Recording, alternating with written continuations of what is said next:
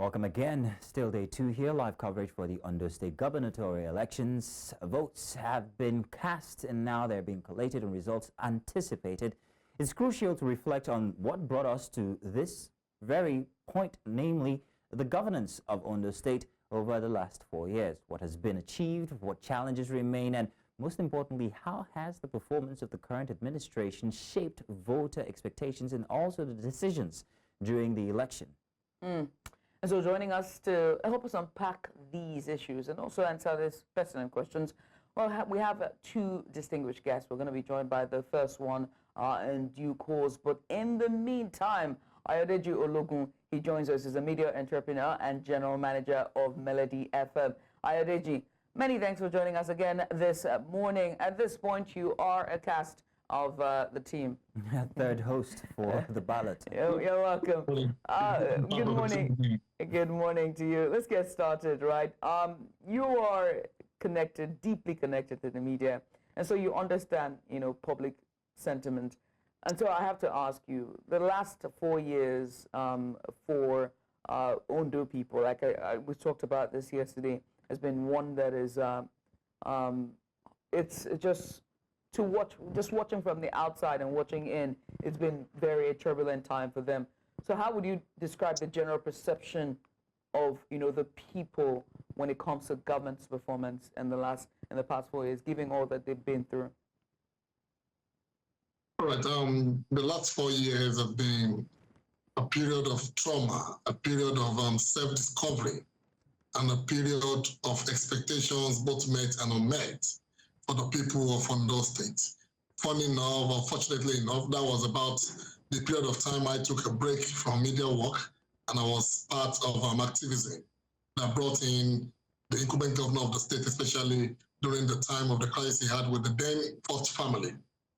So I could relate and recount some of the experiences that the people of the state have had to go through in the last 4 years. At the time, Oluwarotimi Akeredolu was elected as governor of Ondo State for a second term, people were very hopeful.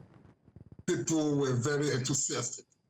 People believed that given his performance in the first 4 years, a lot of improvements, a lot of turnaround will be seen in the second 4 years of his tenure. Unfortunately, unknown to a lot of people until it got to his crystalline, Oluwarotimi Akeredolu fell ill just a few months into the second time administration of his. That was the time he began to have incessant medical leave. He was flown to different parts of the world, at some time Germany, at some time France, at some time he was in the UK, at some times he was bedridden in a hospital in Ibadan. So that, to a large extent, slowed down governance, and that brought about some measure of regret and disappointment for the people of Ondo State. That for a man that is so much loved, for a man that is so much believed in, for a man in whose ability to lead and to speak truth to power, unfortunately, he was not in the saddle, so to say, to give them the kind of deliverables in governance that they needed. That was about the time some sort of cabal sprang up in Ondo State government. The likes of the former Commissioner of Finance, the son of the governor, the wife of the governor then, the first lady, Betty Akeredolu, and a number of other people, the head of service and a number of individuals, became some sort of cabal in Ondo State, such that the deputy governor, who is now the governor of the state, became so irrelevant that it took a lot of pressure, a lot of advocacy on the part of different individuals and groups to have a look here that you were taking over governance as acting governor. And that in itself did not even last for long. The moment they saw that he was beginning to get old of governance, and a lot of things that they thought were going to be hidden were coming out into the open, they seized administration from him again. He went back to being deputy governor. That was when Rotimi Akeredolu was practically packaged, in court now, back to Nigeria. And they told us that he can rule from anywhere. He was in Ibadan. And they said governance can be done from anywhere. So they were taking files for approval to Ibadan, even when the news had it, even though unconfirmed, that it was not the one that attended to those files, that it was more of the First Lady and Jide Aketi that were practically attending to the file, even though that has got no confirmation up till date. So at that time, governance was on the break. That's the truth. Governance was on the break in Ondo State. Salaries were being owed. Recruitments were not made. Projects that were ongoing were practically abandoned. Security became a challenge to the people of Ondo State. And that was when everybody felt, look, we can't continue this way. There is a need to rejig governance. There is a need to take governance back to the people. That was when advocacy started. And that was the time the incumbent governor was the deputy governor, also had the fairest battle of his life, I want to assume. That was when he was facing impeachment by the Ondo State House of Assembly. And it took a lot of intervention, a lot of advocacy by civil society organizations and individuals to say that no, whatever might have happened, impeachment of the deputy governor was not the way, because between you and I, what those cabal wanted then was to remove a lawyer that was deputy governor, knowing fully well that Ayodeji Ologun might not make it eventually. They wanted a lucky removed from office to be replaced by someone who can now become the acting governor and maybe subsequently become the candidate of the party for the election that was held yesterday. So the last 4 years has been such that governance, if at all was seen, has been very slow. Deliverables of democracy was not much of what the people experienced. Security became a challenge. At a point in time, Akure, the Ondo State capital, was rated as the second dirtiest state capital in Nigeria. The record is there. And that was because governance went to sleep. All agencies of government were not functional. They were just there. You cannot even say this is who. You can't say who this is the commissioner of this, the commissioner for that. They all became unfunctional. The House of Assembly became the new bride, because you wake up today, they are threatening impeachment, they are summoning one person or the other. So when eventually the state lost Rotimi Akeredolu to the quote hands of death, a lot of people were hopeful that we're going to be a new beginning. Unfortunately, as we often see in this part of the world, it was the time for election. So rather than governance being at the forefront, we moved the station from Akeredolu to a local that were, and instead of governance to be at the peak, instead of governance to be at the forefront of the deliverables that people were expecting, the state switched so quickly into another terrain of politics, which crystallized yesterday by the voting of whoever we emerged today by announcement as the new governor of Ondo State. Mr. Ayodeji, thank you for always giving us a very comprehensive history of the events inside of the political situation in Ondo State. It's always so refreshing to just sit back and listen to you. Right. Now, based on that, I wanted to take a look at the time from before 2016. The frustrations, like you noted, from the people of Ondo State that led to Akeredolu actually being governor. Now, were these frustrations quelled? Were they attended to, and were they attended to aptly? What gave rise to further frustrations? I'm talking about that time where we saw that shift from between Agbola and Aiyedatiwa. What led to the frustrations, or what led to this government being in place? Was it attended to? Your take, please. Well, I can tell you, just like I said yesterday on your program, maybe sometimes Yorubas will say Oruko Ruomo, that means sometimes you are a product of the name by which you are called. Lucky that you are being governor today can be seen or can be said to be a dint of grace and luck on his part. Because I could recollect that at a point, the issues became so deep in Ondo State that Lucky Aiyedatiwa himself had given up continuity as deputy governor of the state. He practically packed the stains and left Ondo State. He was practically operating from Abuja, simply waiting for the decision of the House of Assembly to announce his removal as a deputy governor, and moved on, because you will recollect that before then, he has not been an active deputy governor, so to say. A lot of people saw him as more of an handbag carrier of the first lady then. They see him as the jolly boy. You only see a Lucky Aiyedatiwa going with the first lady or the governor to commission one project or the other. You see him at Aromi Beach enjoying himself swimming. You see him at parties. You see him at events of the youth. So not so many people of Ondo State saw Lucky Aiyedatiwa as one deputy governor to so much be rated. So when it got to the point where he was to be removed as deputy governor, maybe apart from dint of grace and luck on his part, he would have been removed, and the rest will have been history. Because if you were removed as deputy governor, perhaps we will not be having a lucky head that you were even on the ballots yesterday. So at that time, there were points to be proven. Ayodeji, who was removed as deputy governor in the first term of Rotimi Akeredolu, wanted the people of Ondo State to see the Rotimi Akeredolu family as a problem. He wanted to see that it was not a problem as at the time he was removed.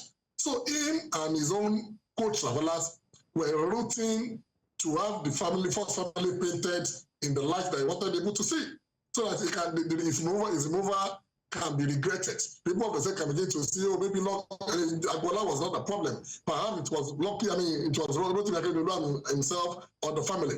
That was on the side. Then the other group, particularly the family of the late governor, that is talking about Jide and the first lady, Beth Akeredolu, wanted the Lockheed that you were to be seen as inconsequential. At the time that he was deputy governor, the official residence of the deputy governor was occupied by a Jide Akeredolu, who is nothing but the first son of the family. The son of the governor was occupying the official quarters of the deputy governor, and the deputy governor was operating from his personal residence in Alagbaka.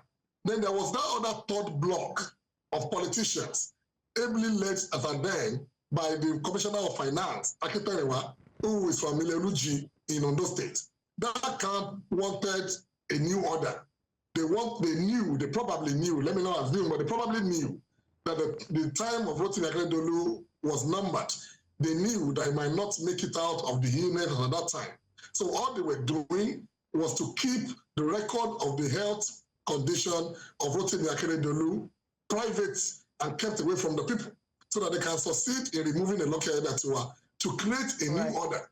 That we have one of them as the new deputy governor, or the possibility of one of them becoming the candidate of the party subsequently to have filmed the ticket of the party in the election that was held yesterday. So we had these three blocks of people to contend with.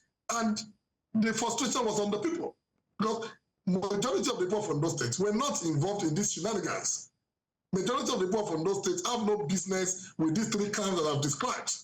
All they wanted was just delivery of good governance. Okay, now, Mr. Ayodeji, now, on that note, you've just described a very interesting story of a son who wants to remain loyal to a father and the other son who wants to show the people that he's loyal to them by exposing whatever ills they have inside their family. Very, very interesting. However, these are still the same people that are on the ballot boxes, on the ballot papers to be presented to the people. If the people were frustrated with their activities while they were in government as deputy governors, did the people have any choice in who they were presented as candidates from these parties, noting that they had been in office in a lesser capacity in any case, but perhaps still didn't attend to the frustrations of the people? What other choice did the people have? It doesn't, I don't know if you can see the faults that I am trying to raise here. I get your perspective. The people were left with not so much of a choice. And that is because, like I have often said, for as long as the good people take away their mind and their involvement in politics, you have the worst of us leading the rest of us. That is the truth. And it's not just in Ondo State. It happens across board. The people that are involved in politics are less than 50% of the total number of the people of the state. And whether you like it or not, it is that less than 50% of politicians that will decide what is the fate of the rest of the people. If the people had a choice, they probably would have wanted a new order. They probably would have wanted something new, other than the Agbola Ajayi or Ologun Ayedatiwa. But they were left with little or no choice, because in the PDP, those who were involved in the politics of that party threw up an Agbola Ajayi through whatever means he emerged. Then those who were the gladiators in the APC, that less than 50% of us that were politicians, they were the ones that were the delegates. They were the ones that were thrown or confronted with the reality of the choice of who the candidate of the party would be. And whether through hook or hook, Ologun Ayedatiwa emerged as the candidate of the APC, even though it was with a lot of trouble. But one would have thought that if truly the fight against Ologun Ayedatiwa was based on principle, was based on the interest of the people, was based on the progress and the dynamism that Ondo State is known for. Perhaps those individuals who felt lucky was inconsequential. will have left the party to form a third force and present the people of Ondo State with the third option. Unfortunately, they did not. All of them, one way or the other, realigned with a lot of Ayodeji. And so the people are left with a choice between the devil and the blue sea. In quotes now, so that I will not be saying I'm calling them names. You didn't fire Ayodeji. Now, Ayodeji, now let's implicate the voters. Now we're seeing the numbers that are coming in slowly. They've been bandied about on media, and we're noting that these are the same people that are still championing the numbers. So what does that say of the people themselves who we claim were frustrated of certain governance or systems in governance, but yet are still pushing or voting for these same members that they were complaining about? Look, poverty has been weaponized. The people are poor. The people are hungry. The people are held captive with their own conscience. What politicians have simply done, if you ask me, I'm from Ondo State by birth. By the grace of God, at one point or the other, I've been a political office holder there. So I know the people have been so impoverished, they've been so beaten by poverty that they have been left with no choice other than to have their conscience sold out just for peanuts. Don't forget that the song that we are singing now, Diboko Sebe, started from the election, this first-time election of Rotimi Akeredolu, when he contested against the Ayodeji Ologun of the PDP there. The two of them were senior advocates of Nigeria, Ayodeji Ologun and late Rotimi Akeredolu. The Diboko Sebe syndrome started there. People practically sold their votes for as low as 4,000, 5,000. And instead of that to abate, it continued. I can confirm to you that votes sold for as high as 10,000, 15,000, 20,000 yesterday in Ondo State across political parties. So it became the case of the highest bidder. The people wanted survival, which is the first rule of life. No matter how good you are, the first rule of the first rule of life is survival. So if what will make you to survive is the immediate peanuts that you get to be offered, then you have no choice in most cases than to take it just to survive. And that's what played out in Ondo State yesterday. People did not vote because they wanted to vote. And that is why you see the low turnout. As of this morning, the total number of voters that have been returned in that election is still less than 800,000, out of about 1.7 million people that collected PVC. So a lot of people did not come out. And those that came out are either members of one political party or the other, but all that have been influenced by the purchase of their votes with 5,000 or 10,000. So sometimes you cannot blame the people. The political class are smart. They deliberately impoverish the people. They deliberately submit them to hunger. They deliberately poison their souls by needs, by wants rather than what they actually need. So they give them what they want at a particular time and take away their need from them. What is their need? Their need is development, infrastructure, good health care, good roads, cleanliness of the environment. And at the expense of all these, their needs that they are not even aware of, the politicians offer them their want, which is survival. So if you see the people chanting an Agbola Ajayi or chanting the Loki Aiyedatiwa, it is because they need to survive. Ayodeji, let's talk about the survival, shall we? You just railed out all the needs that they need: infrastructure, healthcare, clean water, just economic stability for the state, right? But when we talk about stability, you also reeled out the turbulence that have happened in the last 4 years with governance. But you also said something, that the people were not at the minds of the political elite at the time, and it was all about power for them. And so it begs to ask the question, in the last 4 years, were any of their needs met? Infrastructure, healthcare, economic stability? Was anything done in all of that turbulence and power tussle in Ondo State? Governors went on the break since Rotimi Akeredolu became EU. The Rotimi Akeredolu that we know was a Rotimi Akeredolu that was determined in delivering good governance to the people. He was not a saint. He had his shortfalls, but he was one individual that would start a project, will commit himself to the completion of it to the benefit of the people, even though there might be other factors involved. But as soon as the Rotimi Akeredolu fell ill, and he was not in circulation any longer. He was not in control of himself. He could not decide what happens in cabinet. He could not decide what happens with the projects that are ongoing. Governance went on a break in Ondo State.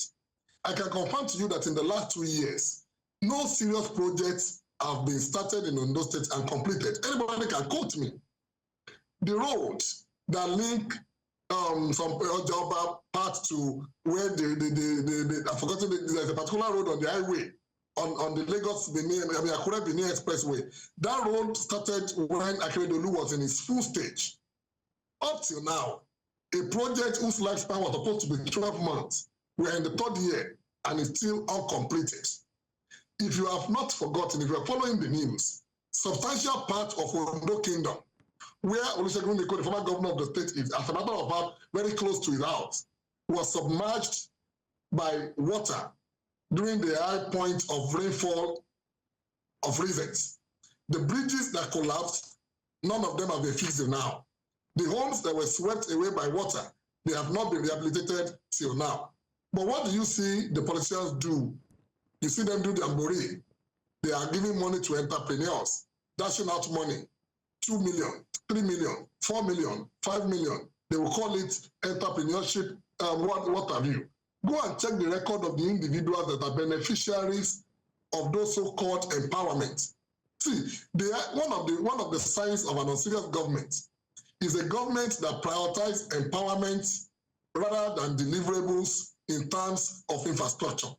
There is no amount of empowerment any government can do that can be beneficial to a larger amount of people. What people will rather benefit from in big form, in larger percentage, is delivery of infrastructure. When you construct roads, both people from your state, people from another state will benefit from it. When you create good healthcare, like we saw under the regime of Olusegun Mimiko, where childbirth and was made almost free, you will discover that many more people will benefit from it. But when you see a government prioritize empowerment at the detriment of infrastructure delivery, it tells you that that government is not interested in development of the people. It's interested in development of a few. And that is why you see such government concentrating wealth in the hand of just some few individuals. And that's what Ondo State has witnessed in recent time. Show me one road that has been started and completed in the last 2 years in Ondo State. Show me one hospital that has been built. Show me one school that has been constructed in the last 2 years. The government, in the last 4 years, just started with the recruitment of about 2,000 teachers. For a state that has a deficit of about 12,000 teachers, and you are employing 2,000, what is the percentage? A state government that has a deficit of about 10,000 health practitioners, and you are employing 500, what is the percentage? But that government was swift, was fast in recruiting people to the ODIRS. That is the Ondo State Revenue Service, because that is where money can come into the government to do what they so like with at the detriment and expense of the people. So, at the detriment of the people, right, and Ms. Yuno just helped us to narrow down, right, how the lack of candidacy or the lack of options are. So, who is then to blame for this mess that we find ourselves in, right? Is it, I'm going to remove the people, right, because as you rightfully put, they don't have an option, they don't have a choice. So, is it that we don't have good people or at least well-meaning Nigerians who actually want to do the right thing or know the right thing when it comes to the political elites? Or is it the political parties to be blame here? You don't blame the political parties because the political elites make the political parties. Unfortunately, the political elites are about themselves and their entrenchment in governance. Most of the political elites, I can tell you with the benefit of insight, that most of the gladiators in this last election in Ondo State didn't participate in that election, did not support candidates of the PDP or the APC because they love the candidates or because they love the party, but because they know that if they go to smaller parties or they decide to stay aloof, that might signal the end of their political relevance. So to stay politically relevant, they are doing what is against their own conscience, what's against their own principle, what's against their own belief. And that is unfortunately the character and the characteristics of the political elites. They are much more interested in being in circulation They don't want to be unreferenced. They don't want their name to be forgotten. They don't want not to be outside of governance in a period of time. So they do whatever it takes to have themselves in circulation at the detriment of the people. In the last election, it's not that they did not have better options. There were 17 candidates.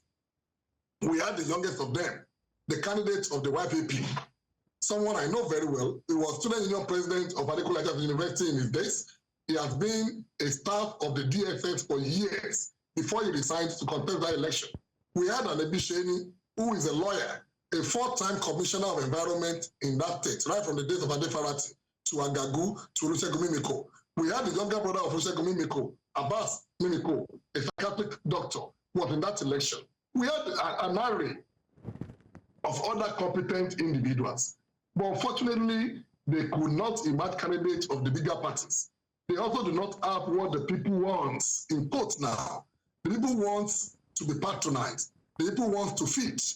The people want somebody that can give them money for naming ceremony and all of this. The people want somebody that can give them T-shirts, that can roll out drums for campaigns. Where would these other young politicians or other small political parties, where would they have such money? So it was left to the hand of those who have money to throw around. So it is not the badge of good people.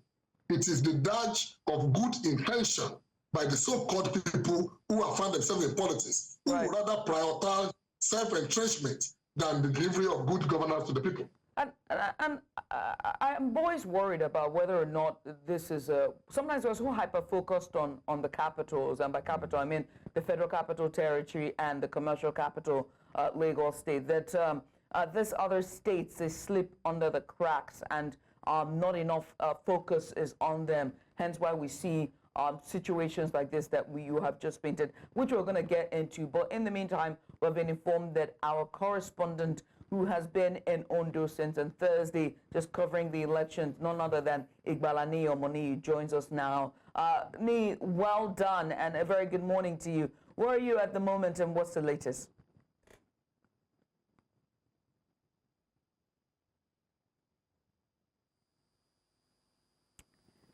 We seem to have lost your audio there. We cannot hear you, Ni. Yeah, I think he's gotten that information. Ni, if you can still hear us, we can't hear your audio. Maybe if you can help us rectify that, and then we'll get back to Judith. You were speaking with Mr. Ayodeji.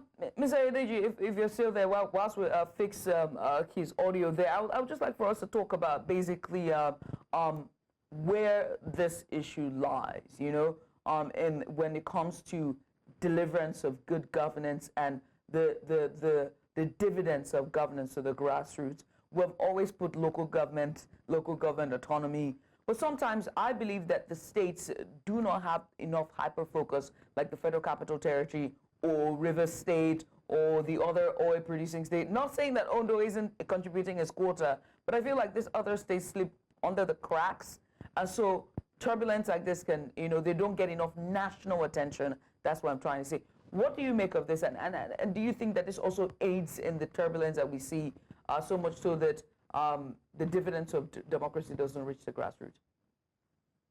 Well, like you rightly opined, most of these other states are not on such lights or floodlights like the Federal Capital Territory, Lagos, or Rivers. And that is why a lot of these governors have become so indolent, because so much attention is not paid on them. Many of them are accidental leaders. Many of them are unprepared for governance.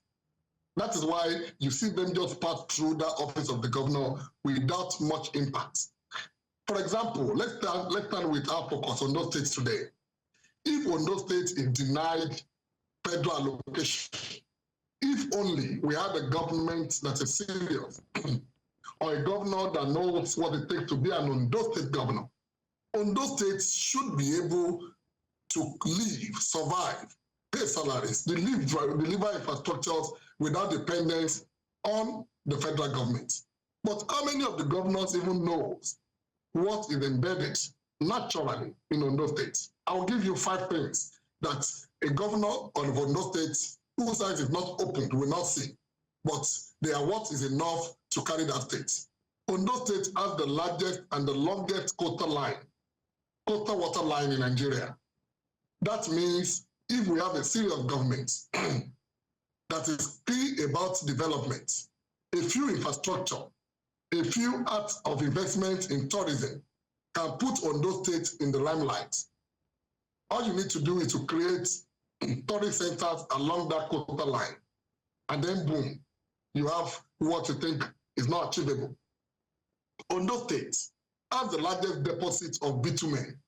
Whether you like it or not, there are 3 countries of the world that are still dependent on bitumen in construction of roads. We do not only have the largest deposit of bitumen across the world, we also have such bitumen of the highest quality. That is what Ondo State is sitting on, unexplored, unattended to. Don't forget that at a point in time in the history of Ondo State, we were the largest producer of glass through the Oluwa glass, because the raw materials needed for production of glasses is embedded in Ondo State. What have subsequent governors done about it up till now? We have one of the best aquaculture because of the depth of the sea in the riverine area of Ondo State. What has Ondo State government been able to do in ensuring that that benefit of aquaculture is transformed into wealth? Rather, what you see is when you go to Iglaje, you buy cow kind of fish by the road. What happens to being deliberate about investment in aquaculture for export purpose? Don't forget also that Ondo State in the northern part, that's the Akoko area, has the largest arable land for tomato. A Mimiko administration attempted to benefit from that in his days. And as soon as he left office, that project was abandoned. So if you put all of this together, tell me what an Ondo State needs that God has not blessed us with. Bless you. But what do you get? What do you get? You get governors that are not intentional, governors that are interested in security votes, that are interested in how many aides can they appoint, that are interested in endorsement from different quarters for something that were not even done to the highest quality.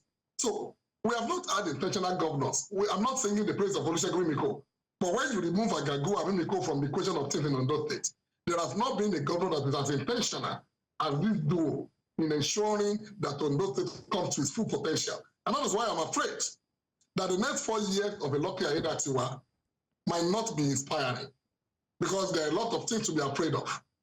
Majority of the political elites in Ondo State aligned with him in this last election. Many of them did not do so because they love Lucky. They did not do so because they love Ondo State. They did because they want to remain relevant in the politics of Ondo State. And so they will place demand on the Lucky Aiyedatiwa when he gets sworn in February. Many of them will want appointment for their cronies, which means if care is not taken, the plethora of appointees that we had prior to the election, Lucky Aiyedatiwa had about 1,000 appointees before election. In one single swept, he appointed about 250.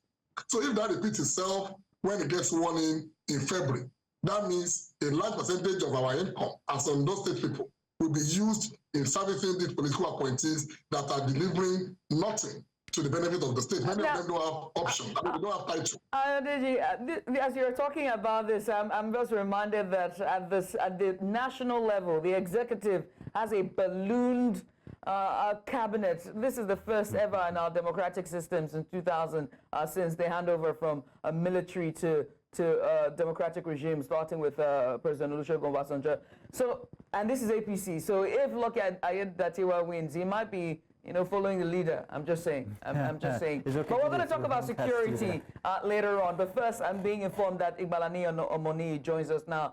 Ni, can you hear me now? Let's see if we can hear you. Yes, I can hear you clearly, Judith. Fantastic. Good morning, Mazino. Ni, where are you and what's the latest with you? Okay, we're just a few blocks away from the INEC office. We had to come out, although we just came up with our camera because we still needed to hold down our position there for displacement and all.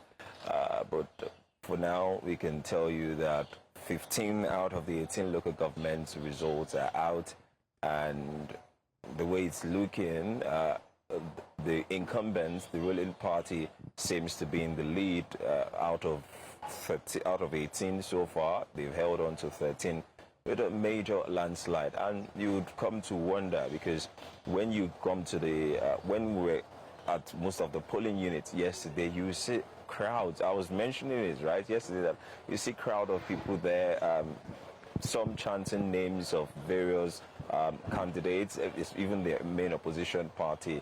But when results come out of these places, you see a different result. Yeah, that it could interpret a lot of things, and those are the questions that people also keep asking. It's not to say, oh, INEC has not done its job or not, but you will start wondering that, oh, were these the things you saw on ground, and is it tallying with what you are having right now? Although we don't have access to, as I said, we didn't cover all the polling units, so we can't really tell you that, oh, from 5 polling units from here, this is the candidate that was leading. But from what we're able to check on the IRF portal ourselves, from the upload of various polling units, we already saw this coming. The incumbent and the ruling party was already taking the lead. We are just expecting 3 more local governments, which is Odigbo, Ilaje, which is the local government of the incumbent governor, and Eseldo, which is the local government of the main opposition candidate. So for now, residents, I wouldn't say uninspired. The people who are happy are happy. We've not been able to speak with much because we were actually at the INEC office throughout the night. In fact, as you can see, my face is swollen. We barely got any sleep. But from the few ones we were able to speak to, just have a chat with, some were okay. They were ready to give the incumbent governor a chance to do his thing.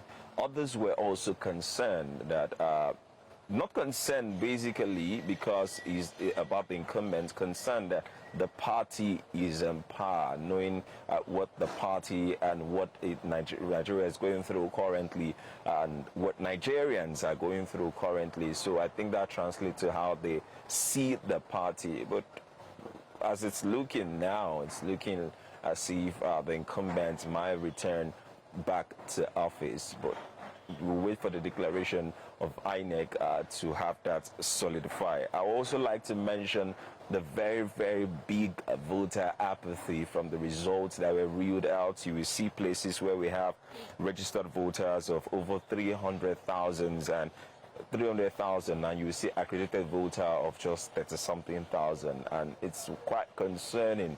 A lot of people didn't come out to vote, even although when we got to some of this polling unit, we could see some crowd, but those crowds do not amount to the number of people who had registered to vote in the first place. And that raises another concern. Is it that people are not enthused to vote, or is it that people are already giving up, that they already say, oh, this is the person that will win? Now, these are the concerns, and these are some of the things we are going to ask residents, even electorates, when we go back to town, to get their views on this. Did you come out to vote? And if you did, what was the process like for you?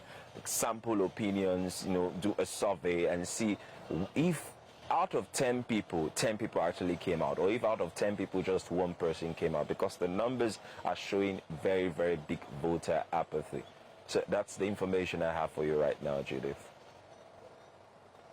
Indeed, you've done a good work putting yourself together this morning, because we can't tell that you've had no sleep while you were at the INEC office, so congratulations on that one. Now, please, can you, however, describe exactly what it was like at the INEC office overnight? What kind of people were there? Were they party faithfuls? Were they voters from the different polling units? Or what kind of people exactly were at the INEC office all night last night? Okay, there were the REC official, the commissioner of police, party agents, 1 each, because they were screening before the collation actually started. 1 party agent representing, I think I could identify about 5 political parties there, the APC, the PDP. I think I saw one from NNPP or SDP, yes, because they had to introduce themselves before the collation started. We also have representatives from NSCDC. We had representatives from iSense. iSense is a group that covers various security agencies that handle different part of irregularities or even protection during election. EFCC was also duly represented. Then, of course, the media was there to also pick it live. So those were the people I could see. And observers also were there. A lot of observers were there from South Africa, from various organizations were there to also monitor the process. And when we started, we were supposed to start around 11, but it was pushed over to around past 12. The first, I think 11, if I'm not, 11 local governments were ruled out, and they called for a recess of over 3 hours. We finished around 2:30, and they said we will resume by 5 a.m. this morning, and everybody was wondering, why wait 3 hours to collate just 5 local governments? Because that was what was remaining. 13, they had called 13 at the time. Why wait for 3 hours to call out 5 local governments, and they were not even one of the biggest local governments we are looking at here? And people started asking questions and saying, whispering in the office, in the INEC office there, that if these things have been uploaded to the IRF portal, how difficult is it to just get this data? The collation officer coming from each location have this data. Come here, read it, and let them collate. But of course, we have to follow due process, or as they will say, the normal we've witnessed in Nigerian election, or the way we rule out information, or the way we rule out our election results. It's like there's a constant thing with VG. I think they like VGs, because you will see it's a thing over time that our election result is mostly ruled out at the dead of the night. If not at the dead of the night, they don't feel that site has been for ages. At least I've covered a number of elections, and you wonder why. Then when I have this long recess, we were there for 5, only for them to tell us that they were going to reel out just 2, that they were waiting for other local governments like the SLDO, the Odigbo and Ilaje, because they are farther, to bring in their results. So they wait till 12. Now that's from 5. From 5 o'clock. They did the announcement for about let's say 30-35 minutes, because it was quite fast. Then now we have to wait an extra 6 hours before we can get the complete results. For a result has been uploaded on the IRF portal, then people started asking, what exactly is the modality? Is it that we cannot change this format? Making examples to elections, even foreign elections like the US election that just happened. How long did it take them before they collate? If we're talking about population, we know the population. So what exactly are the issues, and why is it taking this much? The collation has been done at various regional centers, and of course you're just bringing it here to reel it out. So it shouldn't take much time. It should be done at the straight, and it's just 18 local government.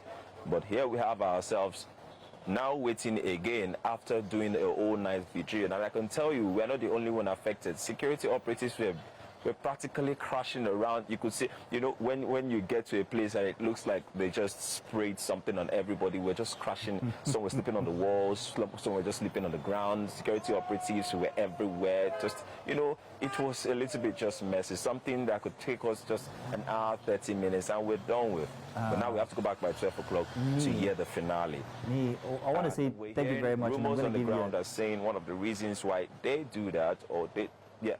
Oh, go ahead. Go ahead. Finish up, please. I'll just stop there. Okay, so I was going to say one of the rumors was that they were trying to extend when they say to avoid protests.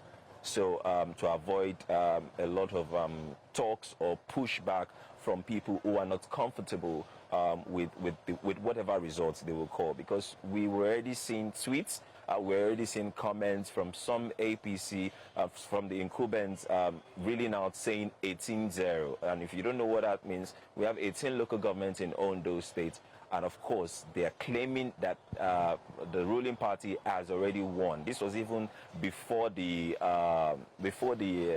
results were reeled out. Some would say, yes, it's just the projection. They were trying to work in faith. But others would say it's evidence from the IRF portal, from the results that has been uploaded so far. And we could tell you for a fact that the PDP candidate, Agbola Ajayi, raised concerns about some of these irregularities, and we don't know if he's going to push back once the announcement is done. I was going to say, I asked you to describe what it was like, but you went overboard. I think you should direct the movie. Thank you very much, Nee. That was interesting. And this goes to Ayodeji. Is it that Ondo people like vigils? Maybe it's peculiar to Ondo people. No, it's not. Don't do that. No, very it's not. interesting. Tongue in cheek. But however, something very interesting was noted. Something peculiar was raised by Nee. I don't know why we choose to have announcement of results done at night. Yeah. Just like a reporter, what happens to having all of these 18 local government results compiled and call for collation and announcement from 12 noon of today, so that in 1 hour or 2 hours at a stretch, you have the results pronounced, you have the winner imagined. But just like you, I want to believe, Yorubas have another, they will say, Orula Sheka. That means evil is often done through the night. So when you see the shenanigans, the change in figures and what have you, all of that can only happen through the night. The plot thickens. And it's just compounding what's happening here. But to be fair, all right, because we got to be balanced here. Yeah. The presidential elections, during the collation, it was televised, right? And they do allow the pressmen to go there to monitor it. And they also do have the international observers there who are there monitoring it as they are asking every PU resident officers to bring in their papers, the result sheets, and ask them those questions. So it's a little bit transparent. So please, yeah, a little, well, yeah, a little bit. But something very peculiar that Nee mentioned here, and is that what you're seeing is different from what you're seeing. You see the people who are chanting a different song, and then when you see the results or the numbers, you're seeing a different thing. You also noted something, Mr. Ayodeji, when you talked about the fact that if the incumbent was to be returned as governor, then that would be 4 years of him servicing political appointments. Now, is it going to be 4 years, or is it going to be 8 years? Because his current status as governor is him taking over from the late Akeredolu. Does that count? That doesn't, does it? Let's take a look at that process and exactly know where it might stand when it comes to him being re-elected, even after, if he becomes governor again.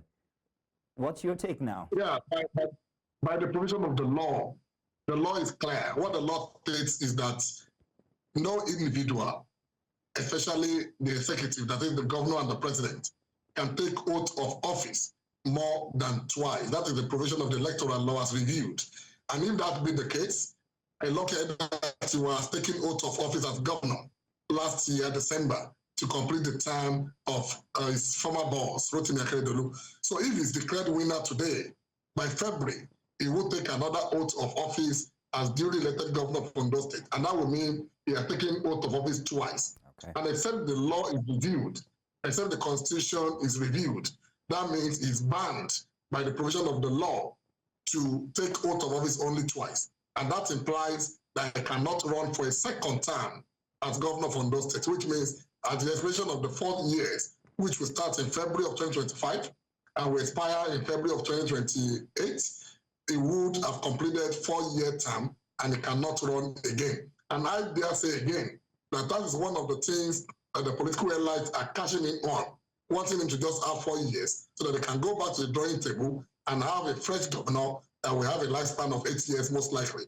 Mm-hmm. Now, while we're still here, Nee is still with us. Nee, you've been with the people, you've spoken to the people, you've seen, them during the day when they're complaining, not at night now.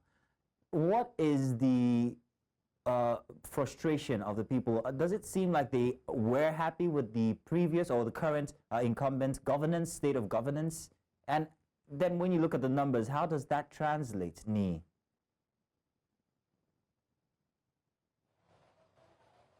Well, the truth is that I would say a lot of people are on the fence. I can put it that way. Let's not forget that the two major candidates here were former deputy governor of the state.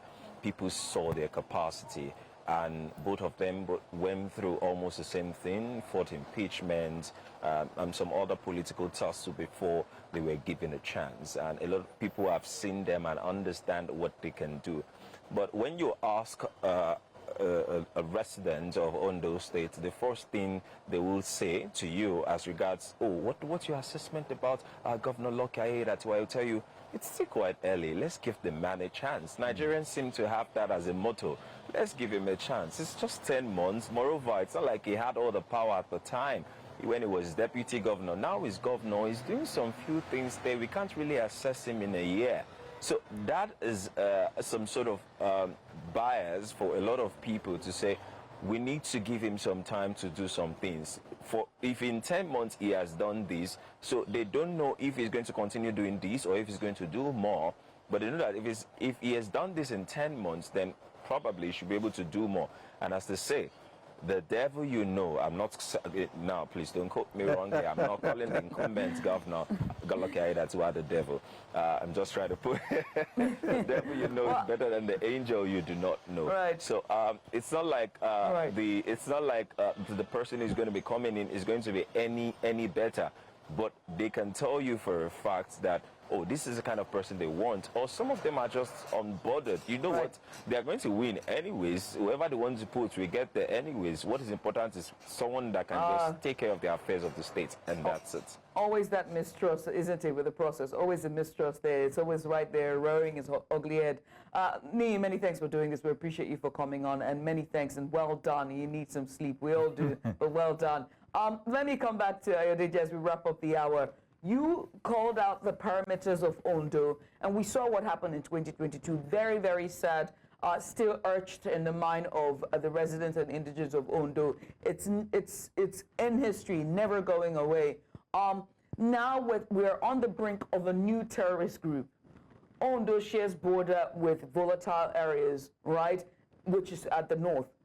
What is the security? What do you hope for the security apparatus to be for the new incumbent? Or rather, I take that again, for the new governor. There is a serious need to rejig security architecture in Ondo State. One of the highlights of the law that brought about the occasioned absolute love and trust of the people in Rotimi Akeredolu was not just the creation of Amotekun, but the empowerment of that pseudo-security outfit and the achievements that were recorded under him as governor of the state with Amotekun. Don't forget, that was about the time that the daughter of one of the most prominent indigenous of Ondo State, was killed somewhere around Ore. A lot of terrorists were arrested, were paraded in Ondo State. And Ondo State became a kind of an insulated state from crime until we had your war attack, which was practically, it took everybody by surprise. So since then till now, I can tell you that the standard of security in Ondo State has been lowered. You don't hear much of Amotekun achievement like we used to hear it under the days of Rotimi Akeredolu. Now you begin to hear of killings, maimings. Look at what happened in Idorin yesterday during the elections. 3 individuals on motorbikes stormed a polling unit, carried away the ballot box that people have spent the whole day in faith to do. They carried it away. But policemen were there, soldiers were there. They practically watched as these individuals escaped. And the question would be how? Is it that they were not harmed? Is it that they were not paying attention? It seems that it wasn't because they were looking away or they compromised or what? So I must tell you that security has not been the best I could be in recent time in Ondo State. And if the incumbent governor is to continue in office by whatever the declaration of INEC is later today, hopefully, I want to sincerely pray that it will play much premium on securing the lives of the people, knowing fully well that Ondo State shares border with very volatile states like Kogi, like Edo, and we must not take anything for granted. The need to rejig the vigilante group and the Amotekun in Ondo State is important so that the life of the people can at least be secured, even if they don't get evidence of democracy in other ways. Well, I want to say thank you so much, Ayodeji. It's always wonderful having you on here, just coming here and giving very in-depth analysis and helping us understand the terrain, political terrain, and also the socio-economic state of Ondo State. Once again, many thanks, Ayodeji Ologun. He is a media entrepreneur and general manager, Melody FM. Thank you. Thank you for having me. Thank you for coming on. We're going to a short break now. When we come back, there's still more. We hope that the Coalition Center would have resumed and they wouldn't wait till midnight. Another vigil. There we go. Another vigil. It came right full circle. Judith, we'll be back. Stay tuned.